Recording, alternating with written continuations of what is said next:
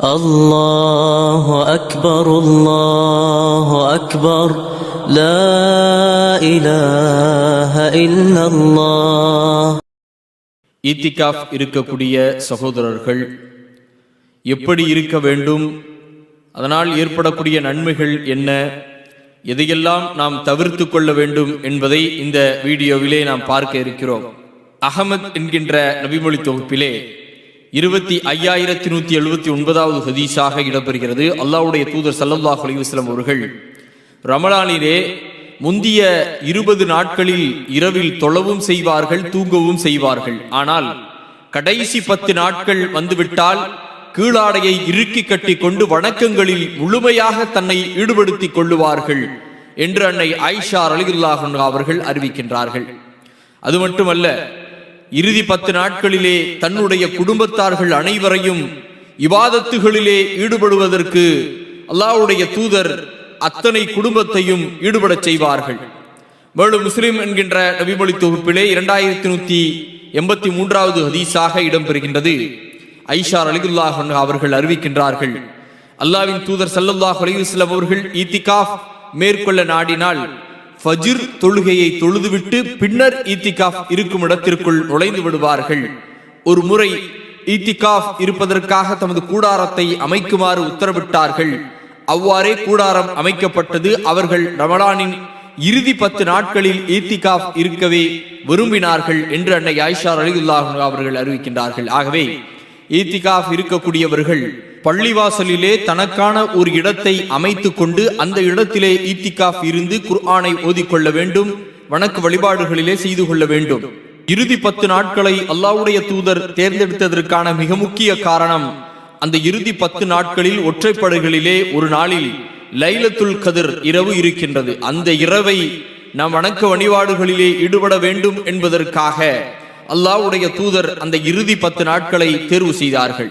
ஈத்திகாஃப் நாம் முடித்து விட்டோம், எப்பொழுது நாம் வீடு திரும்ப வேண்டும் முழுவதுமாக என்றால், பெருநாள் உறுதியாகிவிட்டது, நாளை பெருநாள் என்பது உறுதியாகிவிட்டது, பிறை தெரிந்து விட்டது என்றால் நாம் அன்றைய நாளிலே சூரிய அஸ்தமித்தவுடன் நாம் நம்மளுடைய ஈத்திகாஃபை முடித்துவிட்டு வீட்டுக்கு சென்று விடலாம் என்பதையும் இங்கே நீங்கள் கவனத்தில் கொள்ள வேண்டும். அடுத்ததாக, ஈத்திகாஃப் இருக்கக்கூடியவர்கள் பள்ளிவாசலிலே இருந்தால் அவர்கள் வீண் பேச்சுகளிலே ஈடுபடக்கூடாது. அதைப்போல் புறம் பேசுவதோ அடுத்தவரை பற்றி இகழ்ந்து புகழ்ந்து பேசுவதோ கூடாது பள்ளிவாசலிலே. அடுத்ததாக, மனைவியிடத்திலே உடலுறவு கொள்ளக்கூடாது என்பதெல்லாம் அல்லாஹ்வுடைய தூதருடைய வழிமுறையிலிருந்து நாம் தெரிந்து கொள்ளலாம். மேலும் அடுத்தவர்களுக்கு தொந்தரவு செய்யக்கூடிய காரியங்களிலே நாம் ஈடுபடக்கூடாது. இத்திகாஃப் இருப்பதால் லைலத்துல் கத்ரை அடையக்கூடிய ஒரு பாக்கியம், ஒரு நன்மை நமக்கு கிடைத்து விடுகின்றது. அதனால் ஏராளமான நன்மைகள் நமக்கு வணக்க வழிபாட்டில் ஈடுபட்டதால் ஏற்படுகின்றன. இறுதி 10 நாட்களில் அதிகமான இபாதத்துகளிலே, திக்ர்களிலே, தொழுகைகளிலே நம்மை முழுவதுமாக ஈடுபடுத்திக் கொள்ள வேண்டும்.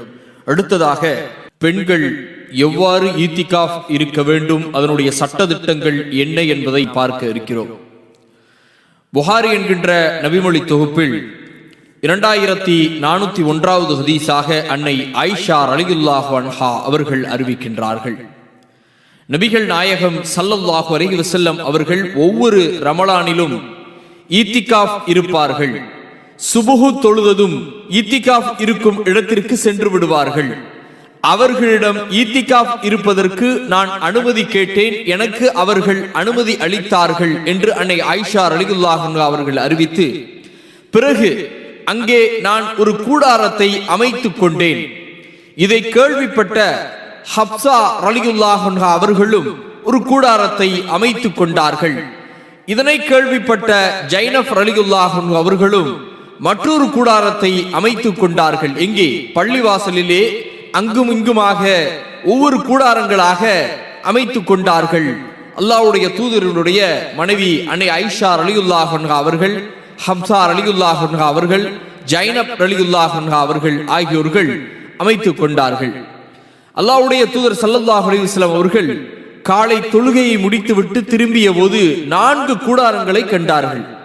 இவை என்ன என்று கேட்டார்கள். அவர்களுக்கு விவரம் கூறப்பட்டது. அப்போது நபி ஸல்லல்லாஹு அலைஹி வஸல்லம் அவர்கள், இவ்வாறு செய்வதற்கு நற்செயல் புரியும் எண்ணம்தான் இவர்களை தூண்டியதா?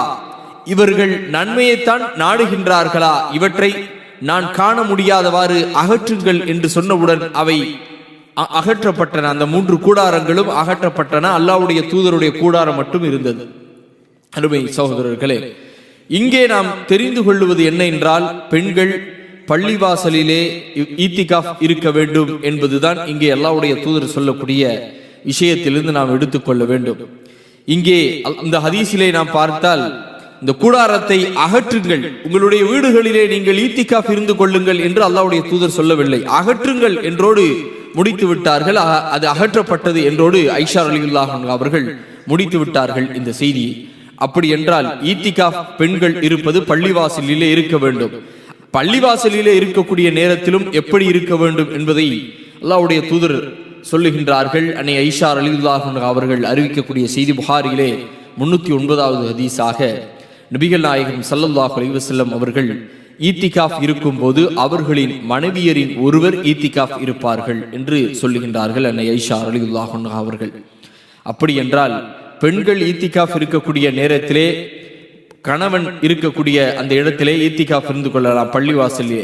இல்லை என்றால் வேறொரு பெண்ணை நாம் துணைக்காக ஈத்திகாஃப் இருந்து கொள்ளுவதற்கு வைத்துக் கொண்டு செல்ல வேண்டும். அல்லாஹ் திருக்குர்ஆனிலே கூறுகின்றான், 2வது அத்தியாயம் 187வது வசனத்தில், இன்னும் நீங்கள் பள்ளிவாசலில் தனித்து ஈத்திகாஃபில் இருக்கும் போது உங்கள் மனைவியருடன் கூடாதீர்கள். இவையே அல்லாஹ் விதித்த வரம்புகளாகும். அதாவது கணவன் மனைவி இருவரும் பள்ளிவாசலிலே சேர்ந்து ஈத்திகாஃப் இருக்கக்கூடிய நேரத்திலே கணவனும் மனைவியும் கூடக்கூடாது, அதாவது உடல் உறவு கொள்ளக்கூடாது என்பதை அல்லாஹ் இங்கே கூறுகிறான். அப்படி என்றால் பள்ளிவாசலில் தான் ஈத்திகாஃப் இருக்க வேண்டும் என்பதை அல்லாஹ் திருக்குர்ஆனிலே கூறுகின்றான். அல்லாஹ்வுடைய தூதரும் அதன் அடிப்படையிலே செய்திருக்கின்றார்கள். இங்கே இன்னொன்றையும் நாம் தெரிந்து கொள்ள வேண்டும். அங்கே 3 அன்னையர்கள் போட்டி போட்டுக்கொண்டு அங்கும் இங்குமாக கூடாரங்களை அமைத்தார்கள். அல்லாஹ்வுடைய தூதர் வந்து பார்த்தபோது 3 கூடாரங்கள் இருந்தது. இது என்ன, நீங்கள் நன்மைக்காகவா இதை செய்தீர்கள் என்று அல்லாஹ்வுடைய தூதர் கேட்டுவிட்டு இதை அகற்றுங்கள் என்று சொன்னார்கள். ஆக அகற்றியதோடு முடிந்துவிட்டது. நீங்கள் வீட்டிலே உங்கள் ஈத்திகாஃபை தொடருங்கள் அல்லது ஈத்திகாஃபை வீட்டில் இருங்கள் என்றெல்லாம் அல்லாஹ்வுடைய தூதர் சொல்லவில்லை. அத்தோடு அது அகற்றப்பட்டது என்று ஐஷா ரலியல்லாஹு அன்ஹா அவர்கள் அறிவிப்பு செய்து அத்தோடு அந்த சம்பவத்தை முடித்து விடுகிறார்கள்.